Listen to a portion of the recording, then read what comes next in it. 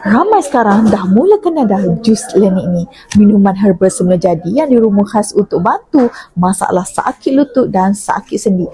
Mak ayah dekat rumah tu, dalam jus lenik ni dah ada bahan utama iaitu tulang gunung, herba tradisi yang sejak dulu digunakan untuk bantu rasa lebih selesa, kurangkan rasa tegang pada lutut dan menyokong kelancaran pergerakan.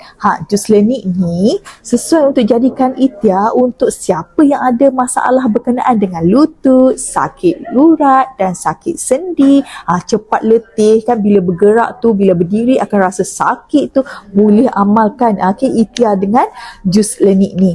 Okey, ramai yang dah rasa lebih selesa bila diamalkan secara konsisten. Pergerakan jadi lebih lancar, badan pun rasa lebih selesa. Korang tunggu apa lagi? Kalau korang nak dapat, boleh tekan link dekat bawah ni. Harga tak sampai RM1,000 pun, boleh tahan lama.